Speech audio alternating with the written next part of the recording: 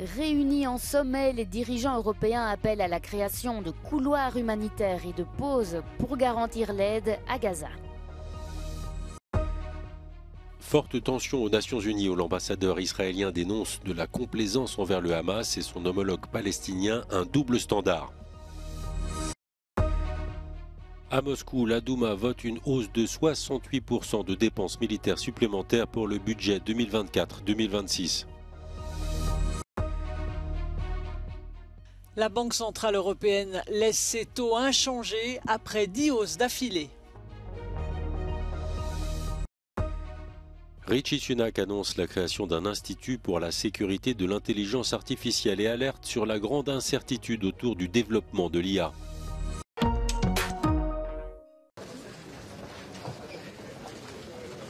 Les dirigeants de l'Union européenne demandent des couloirs humanitaires et des pauses pour Gaza. Si les chefs d'État et de gouvernement étaient tous d'accord sur le principe d'un soutien aux Palestiniens, les 27 ont passé de nombreuses heures à s'entendre sur la portée de cet effort humanitaire. Un État membre aurait préféré un langage plus fort. I would add, as Prime Minister of Spain, that I would like to see a ceasefire for humanitarian proposals. But if we don't have that conditions, at least a humanitarian pause in order to channel all the humanitarian aid that the Palestinian population needs. Une autre guerre est à l'ordre du jour du sommet européen. L'Union n'oublie pas l'Ukraine, envahie par la Russie. Les 27 se sont entretenus par vidéoconférence avec le président ukrainien et n'ont pas l'intention de baisser la garde pour aider Kiev. Immer noch sehen wir jeden Tag die russischen Bomben und Raketen auf die Ukraine fallen, den furchtbaren Angriff Russlands auf die Ukraine mit all den Konsequenzen. Und das wird auch wieder eine große Rolle spielen bei unseren Beratungen. Europa steht in der Frage, wie wir die Ukraine unterstützen und bei ihrem Kampf für Unabhängigkeit und Integrität auf der Seite der Ukraine. Cette réunion est un test pour l'unité européenne. L'avenir dira si cette solidarité peut s'étendre au Moyen-Orient, car le sujet divise les États membres. La question ukrainienne est beaucoup moins clivante, mais peut aussi servir de révélateur de cette entente. Le nouveau Premier ministre slovaque, Robert Fico, a annoncé quelques heures avant le sommet que son pays allait mettre un terme à l'envoi d'armes à Kiev et que l'effort slovaque se limiterait à l'aide humanitaire.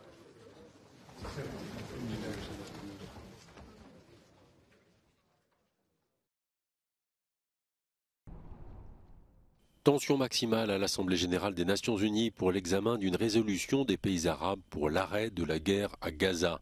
L'ambassadeur palestinien à l'ONU accuse Israël de prendre en otage des Gazaouis pour libérer les otages du Hamas. Riyad Mansour met en avant le bilan humain que le Hamas fait des frappes israéliennes. 7,000 Palestinians have been killed by Israel in the last almost 3 weeks. 70% of all those killed are women and children. Almost all killed are civilians. Is this the war some of you are defending? De son côté, l'ambassadeur israélien aux Nations Unies estime absurde de demander maintenant un cessez-le-feu. A ceasefire means giving Hamas time to rearm itself so they can massacre us again. This is not speculation. They will do so. You all know this. Any call for a ceasefire is not an attempt at peace. It is an attempt to tie Israel's hands, preventing us from eliminating a huge threat to our citizens. Le diplomate israélien estime que l'ONU souffre d'une hémorragie de pertinence et l'accuse de faire preuve de complaisance envers la terreur soulevée par le Hamas. À Moscou, la Douma a voté une hausse de 68% de dépenses militaires supplémentaires en première lecture de la loi du budget 2024-2026. La Chambre basse du Parlement russe a voté à une écrasante majorité l'envolée des dépenses militaires. Le Kremlin avait jugé absolument nécessaire de débloquer des fonds pour le secteur militaro-industriel. L'analyste Alexandra Prokopienko, une chercheuse qui travaillait auparavant pour la Banque centrale de Russie, estime que la guerre en Ukraine est devenue existentielle pour l'économie russe. Pour la 4e fois en une semaine, des drones russes ciblent l'ouest de l'Ukraine.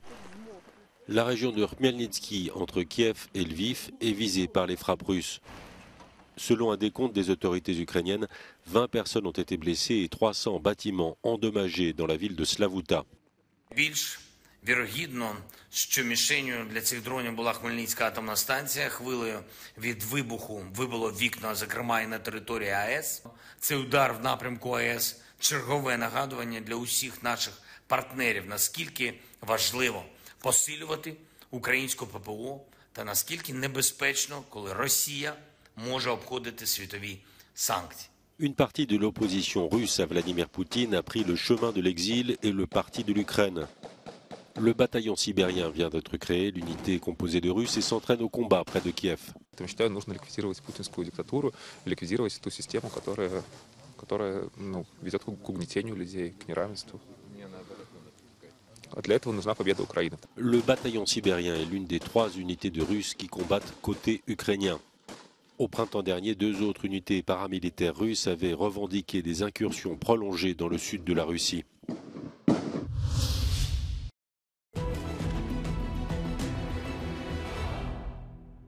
Ukraine's President Volodymyr Zelensky said that Ukrainian forces are preparing for an autumn-winter Russian strike campaign against Ukraine and specifically against the country's energy infrastructure. Ahead of the second winter of Russia's full-scale invasion, Zelensky said, quote, "This year we will not only defend ourselves but also respond." Last winter was declared the most challenging in the history of Ukraine's energy system, with over 1,200 missiles and drones fired by Russians at power plants, according to Ukraine's state-owned grid operator Ukrenergo. The strikes impacted almost half of Ukraine's energy capacity. Since June 2023, Ukrainian forces have conducted a campaign of strikes against Russian military infrastructure, headquarters and logistics routes in Crimea in order to degrade the Russians' military ability to use Crimea as a staging and a rear area for Russian defensive operations in southern Ukraine. Zelensky stated that the Russian military is aware of Ukraine's intentions to strike Russian military infrastructure in Crimea, and Russia is moving the Black Sea Fleet away from Crimea and Russian aircraft further from the Russia's Ukraine border, likely in response to continued Ukrainian strikes against Russian naval and aviation assets. Un homme d'affaires russo-suédois relaxé par le tribunal de Stockholm. Il était soupçonné d'être un agent russe pour avoir transmis des technologies occidentales à Moscou. Mais l'accusation n'a pas été en mesure de prouver que cela relevait d'actes d'espionnage. Selon des experts cités par les médias suédois, les technologies transférées ont pu servir notamment à la recherche sur les armes nucléaires. L'homme de 60 ans avait été arrêté et placé en détention en novembre 2022.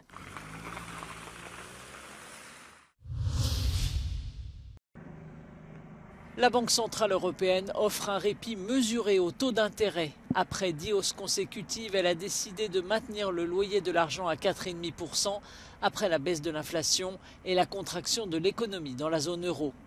La facilité de crédit et la facilité de dépôt ne bougent pas non plus. The Governing Council today decided to keep the 3 key ECB interest rates unchanged. The incoming information has broadly confirmed our previous assessment of the medium-term inflation outlook.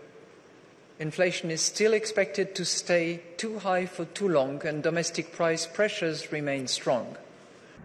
Avec cette pause attendue, la BCE se donne plus de temps pour évaluer l'impact du resserrement monétaire alors que l'inflation ralentit dans la zone euro. Christine Lagarde espère la voir revenir à 2%, même si les tensions liées au Proche-Orient pourraient faire grimper les prix de l'énergie.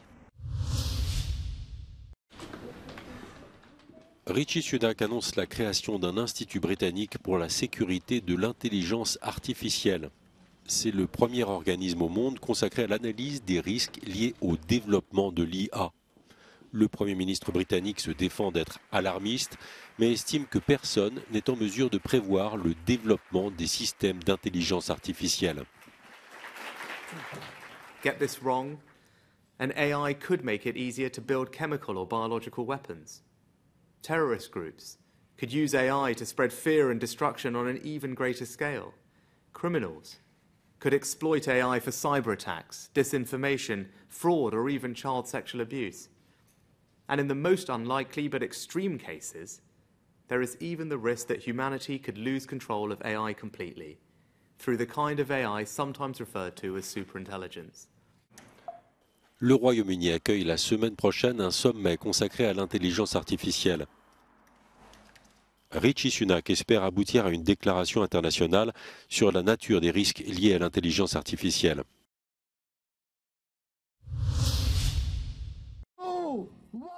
Championnat du monde de la récolte d'olives. La compétition avait lieu dans le petit village croate de Postira. Le village est niché sur la côte de Brač, sur l'île qui fait face à la ville de Split. 12 équipes de 4 cueilleurs avec 45 minutes pour récolter le plus d'olives possible.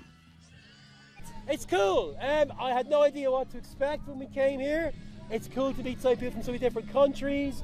It's just a different thing. Also, none of us ever thought we'd get to represent our country in the World Championships. I'm picking what I'm talking.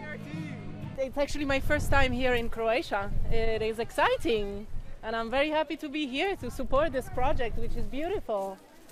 And now let's just concentrate on the olives. L'équipe croate a remporté la compétition pour la 4e année consécutive en ramassant plus de 48 kilos d'olives en 45 minutes. Les Monténégrins sont arrivés en 2e position, mention honorable accordée aux Allemands et aux Irlandais.